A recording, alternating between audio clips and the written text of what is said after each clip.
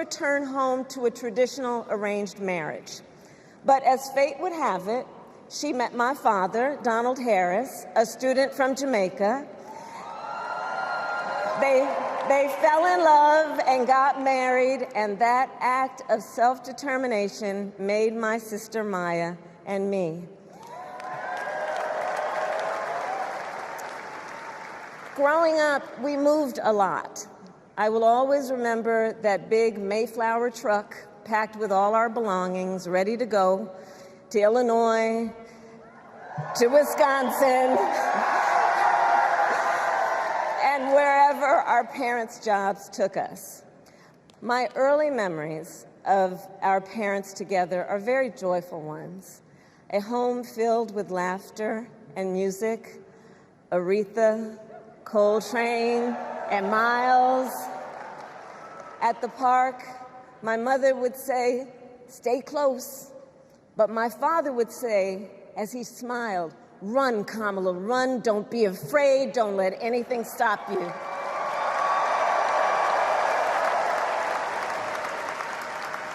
From my earliest years, he taught me to be fearless. But the harmony between my parents did not last. When I was in elementary school, they split up, and it was mostly my mother who raised us. Before she could finally afford to buy a home, she rented a small apartment in the East Bay. In the Bay, you either live in the hills or the flatlands. We lived in the flats, a beautiful working-class neighborhood of firefighters, nurses, and construction workers, all who tended their lawns with pride. My mother, she worked long hours, and like many working parents, she leaned on a trusted circle to help raise us. Mrs. Shelton, who ran the daycare below us and became a second mother. Uncle Sherman, Aunt Mary, Uncle Freddie, Auntie Chris, none of them family by blood, and all of them family by love.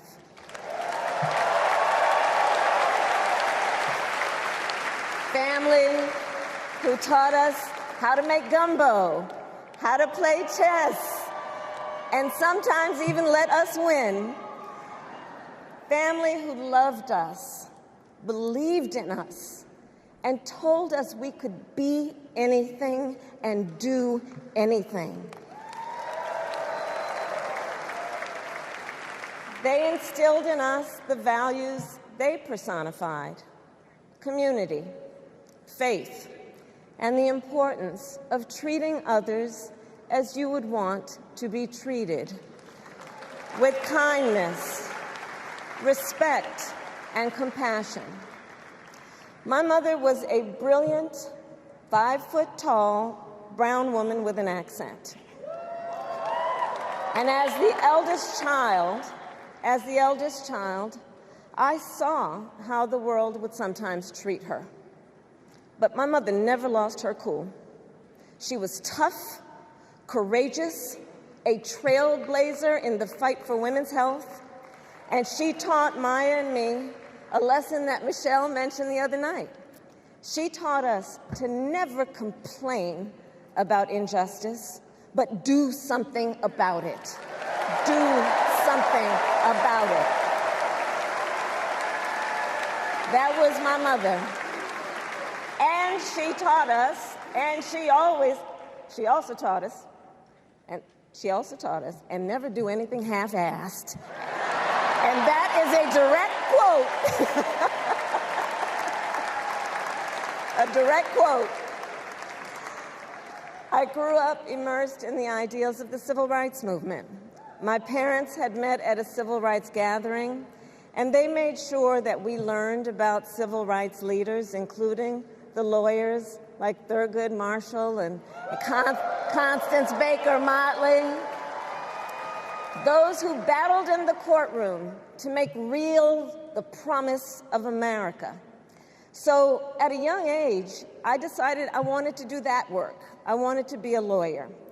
And when it came time to choose the type of law I would pursue, I reflected on a pivotal moment in my life. You see, when I was in high school, I started to notice something about my best friend, Wanda. She was sad at school, and there were times she didn't want to go home. So one day I asked if everything was all right, and she confided in me that she was being sexually abused by her stepfather. And I immediately told her she had to come stay with us, and she did. This is one of the reasons I became a prosecutor, to protect people like Wanda, because I believe everyone has a right to safety, to dignity, and to justice.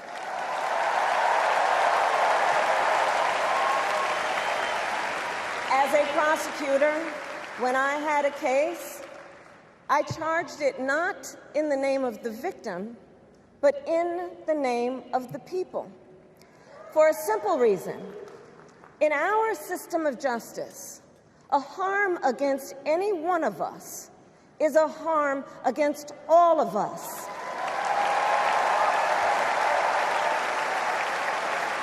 And I would often explain this to console survivors of crime, to remind them no one should be made to fight alone. We are all in this together. And every day in the courtroom, I stood proudly before a judge and I said 5 words: Kamala Harris for the people.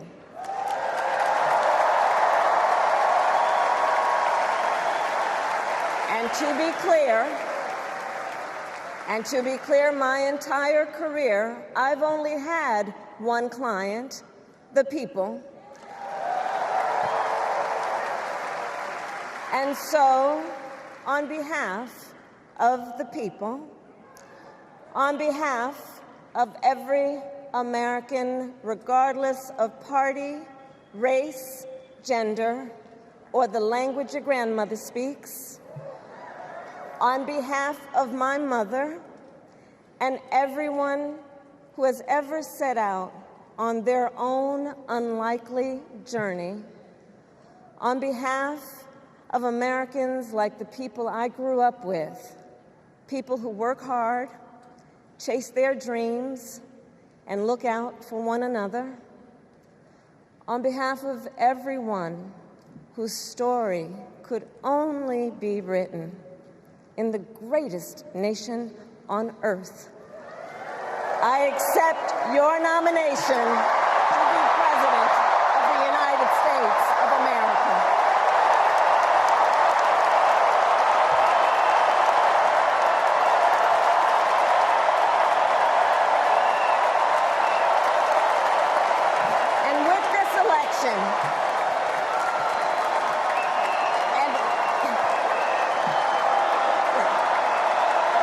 And with this election,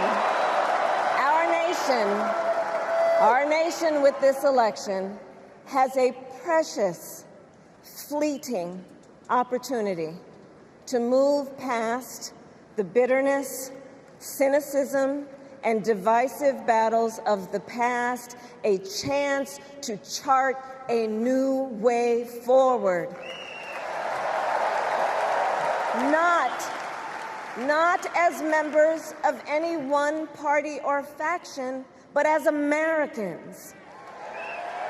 And let me say, I know there are people of various political views watching tonight, and I want you to know, I promise to be a president for all Americans.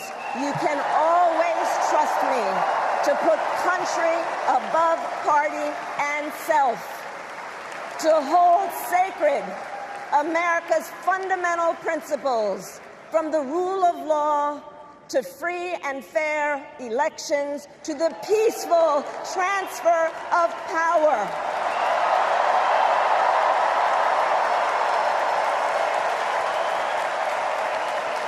I will be a president who unites us around our highest aspirations, a president who leads and listens, who is realistic, practical, and has common sense, and always fights for the American people. From the courthouse to the White House, that has been my life's work. As a young courtroom prosecutor in Oakland, California, I stood up for women and children against predators who abuse them.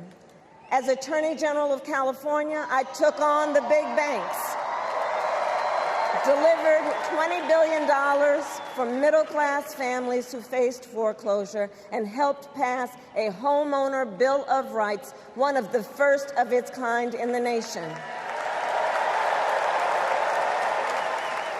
I stood up for veterans and students being scammed by big for-profit colleges, for workers who are being cheated out of their wages, the wages they were due, for seniors facing elder abuse. I fought against the cartels who traffic in guns and drugs and human beings, who threaten the security of our border and the safety of our communities. And I will tell you, these fights were not easy, and neither were the elections that put me in those offices. We were underestimated at practically every turn, but we never gave up, because the future is always worth fighting for.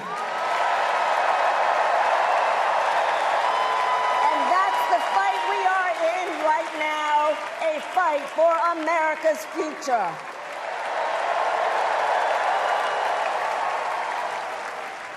Fellow Americans, this election is not only the most important of our lives, it is one of the most important in the life of our nation. In many ways, Donald Trump is an unserious man. But the consequences of putting Donald Trump back in the White House are extremely serious. Consider not only the chaos and calamity when he was in office, but also the gravity of what has happened since he lost the last election. Donald Trump tried to throw away your votes. When he failed, he sent an armed mob to the United States Capitol, where they assaulted law enforcement officers. When politicians in his own party begged him to call off the mob and send help, he did the opposite. He fanned the flames. And now, for an entirely different set of crimes, he was found guilty of fraud by a jury of everyday Americans, and separately found liable for committing sexual abuse. And consider what he intends to do if we give him power again. Consider his explicit intent to set free violent extremists who assaulted those law enforcement officers at the Capitol. His explicit intent to jail journalists, political opponents, and anyone he sees as the enemy. His explicit intent to deploy our active duty military against our own citizens. Consider the power he will have, especially after the United States Supreme Court just ruled that he would be immune from criminal prosecution. Just imagine Donald Trump with no guardrails. and how he would use the immense powers of the presidency of the United States, not to improve your life, not to strengthen our national security, but to serve the only client he has ever had, himself.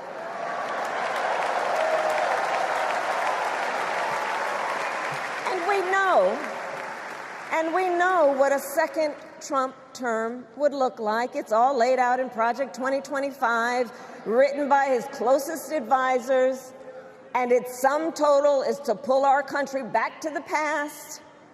But America, we are not going back. We are not going back. We are not going back. We are not going back to when Donald Trump tried to cut Social Security and Medicare. We are not going back to when he tried to get rid of the Affordable Care Act, when insurance companies could deny people with pre-existing conditions. We are not going to let him eliminate the Department of Education that funds our public schools. We are not going to let him end programs like Head Start that provide preschool and child care for our children. America, we are not going back.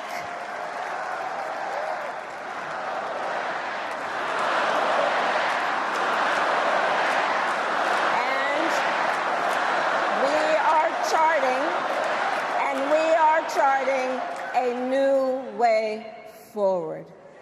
Forward to a future with a strong and growing middle class, because we know a strong middle class has always been critical to America's success. And building that middle class will be a defining goal of my presidency.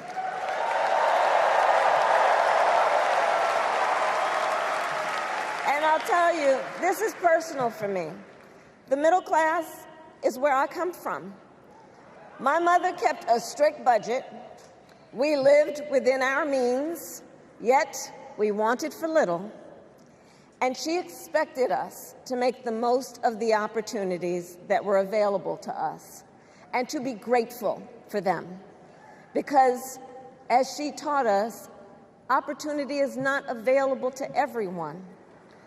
That's why we will create what I call an opportunity economy, an opportunity economy where everyone has the chance to compete and a chance to succeed. Whether you live in a rural area, small town, or big city. And as president, I will bring together labor and workers and small business owners and entrepreneurs and American companies to create jobs, to grow our economy, and to lower the cost of everyday needs like health care and housing and groceries. We will provide access to capital for small business owners and entrepreneurs and founders. And we will end America's housing shortage and protect Social Security and Medicare. Now compare that to Donald Trump, because I think everyone here knows he doesn't actually fight for the middle class. He doesn't actually fight for the middle class. Instead, he fights for himself and his billionaire friends. And he will give them another round of tax breaks that will add up to $5 trillion to the national debt.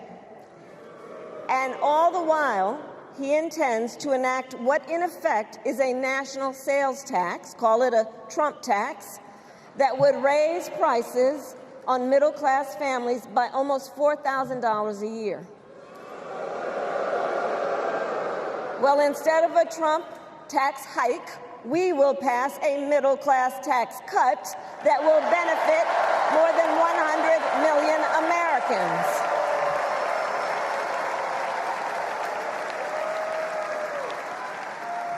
Friends, I believe America cannot truly be prosperous unless Americans are fully able to make their own decisions about their own lives, especially on matters of heart and home.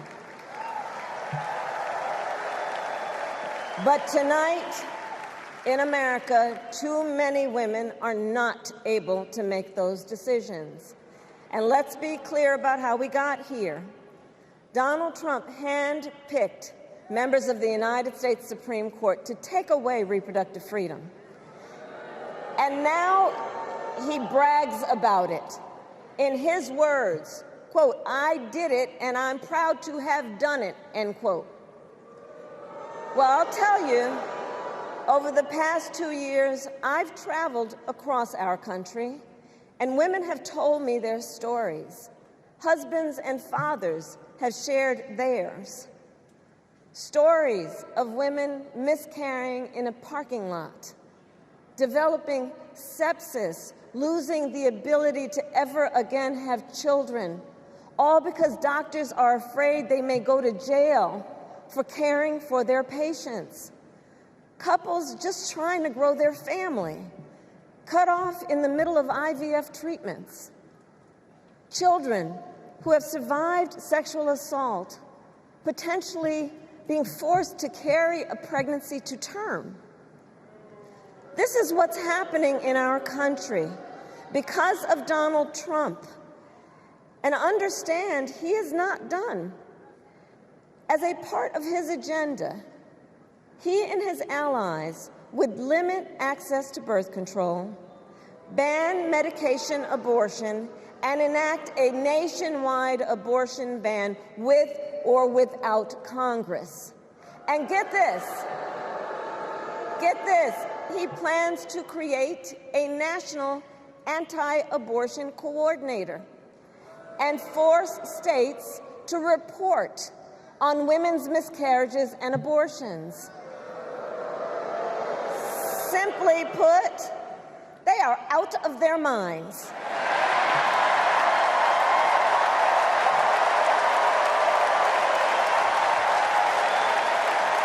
And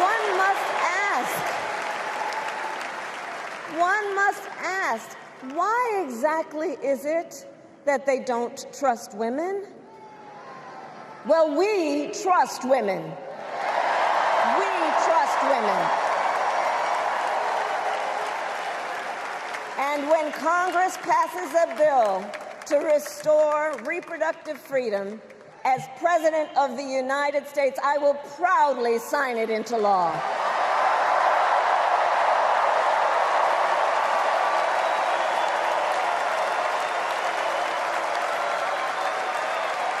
In this election, many other fundamental freedoms are at stake.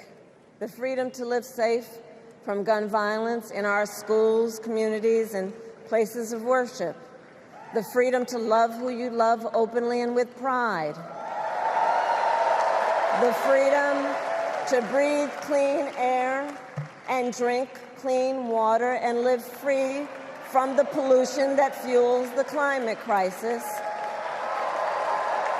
And the freedom that unlocks all the others, the freedom to vote.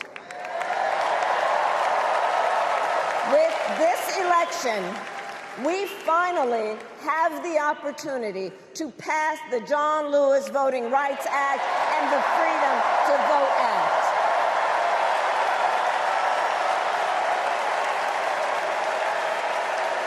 And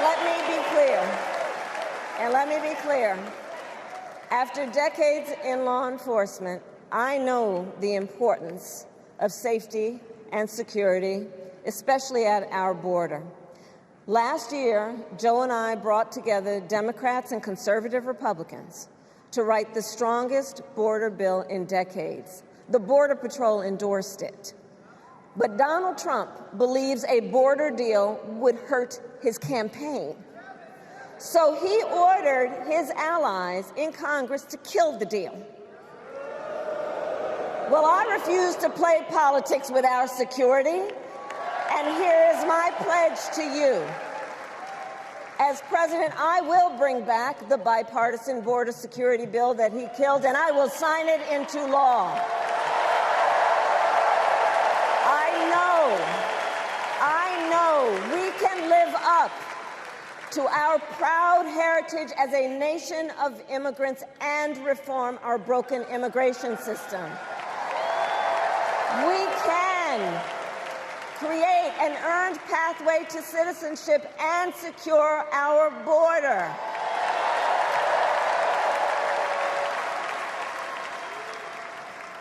And America, we must also be steadfast in advancing our security and values abroad. As Vice President, I have confronted threats to our security, negotiated with foreign leaders, strengthened our alliances, and engaged with our brave troops overseas. As Commander-in-Chief, I will ensure America always has the strongest, most lethal fighting force in the world, and I will fulfill our sacred obligation to care for our troops and their families, and I will always honor and never disparage their service and their sacrifice.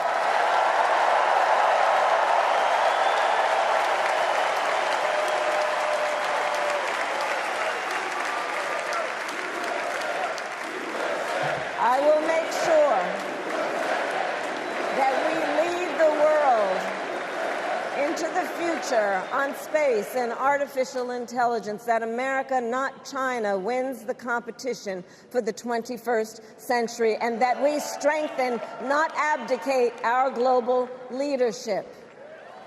Trump, on the other hand, threatened to abandon NATO. He encouraged Putin to invade our allies, said Russia could, quote, do whatever the hell they want. 5 days before Russia attacked Ukraine, I met with President Zelensky to warn him about Russia's plan to invade. I helped mobilize a global response, over 50 countries, to defend against Putin's aggression. As president, I will stand strong with Ukraine and our NATO allies.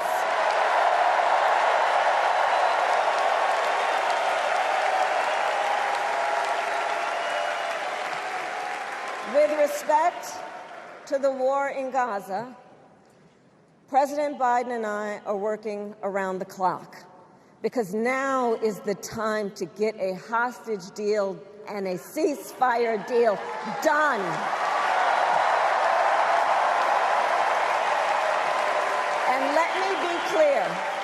And let me be clear, I will always stand up for Israel's right to defend itself, and I will always ensure Israel has the ability to defend itself, because the people of Israel must never again face the horror that a terrorist organization called Hamas caused on October 7, including unspeakable sexual violence and the massacre of young people at a music festival. At the same time, what has happened in Gaza over the past 10 months is devastating. So many innocent lives lost. Desperate, hungry people fleeing for safety over and over again. The scale of suffering is heartbreaking. President Biden and I are working to end this war such that Israel is secure, the hostages are released, the suffering in Gaza ends, and the Palestinian people can realize their right to dignity, security, freedom, and self-determination.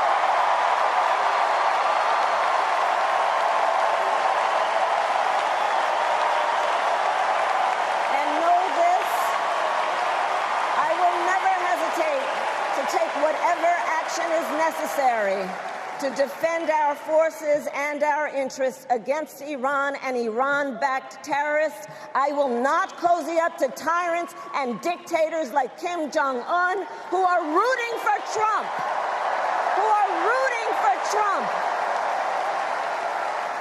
Because, you know, they know he is easy to manipulate with flattery and favors. They know Trump won't hold autocrats accountable because he wants to be an autocrat himself. And as president, I will never waver in defense of America's security and ideals, because in the enduring struggle between democracy and tyranny, I know where I stand and I know where the United States belongs.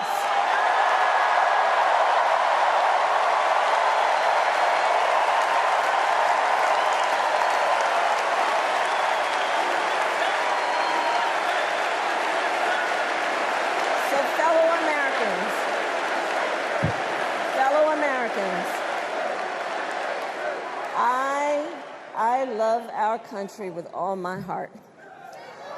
Everywhere I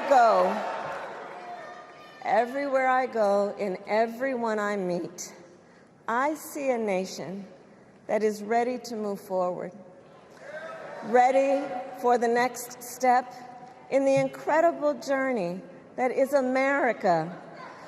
I see an America where we hold fast to the fearless belief that built our nation and inspired the world, that here in this country, anything is possible, that nothing is out of reach. An America where we care for one another, look out for one another, and recognize that we have so much more in common than what separates us. That none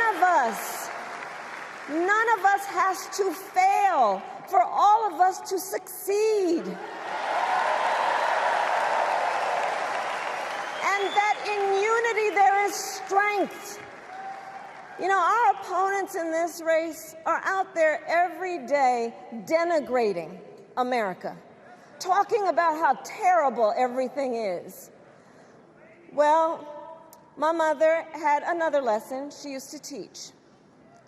Never let anyone tell you who you are. You show them who you are.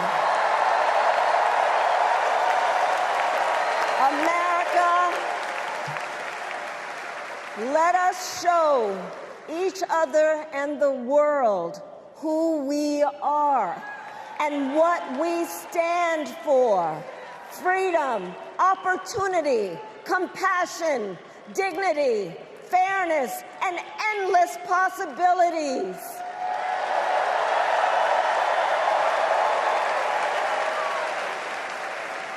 We are the heirs to the greatest democracy in the history of the world.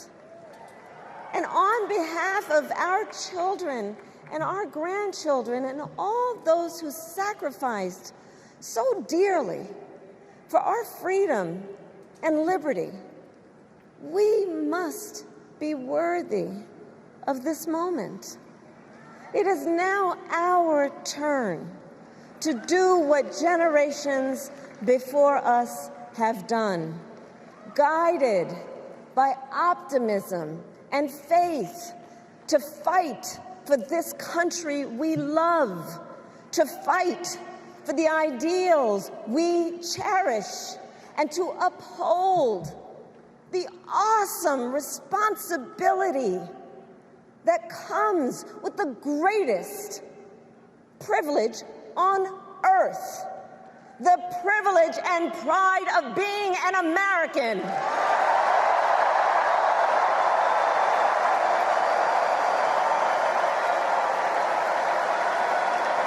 So let's get out there, let's fight for it, let's get out there, let's vote for it, and together, let us rise.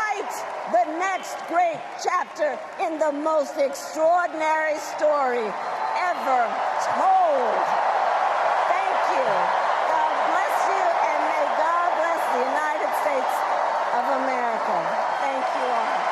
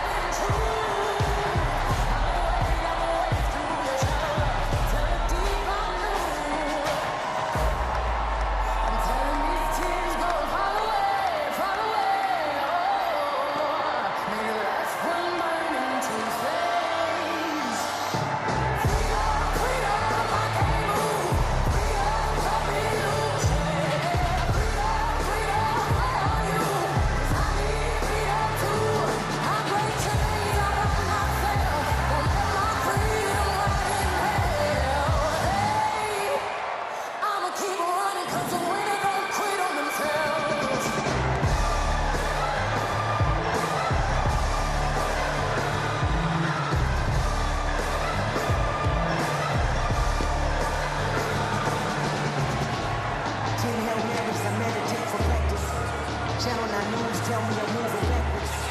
8 blacks left, death is around the corner. 7 machinists, famous by my persona. 6 headlights waving in my direction.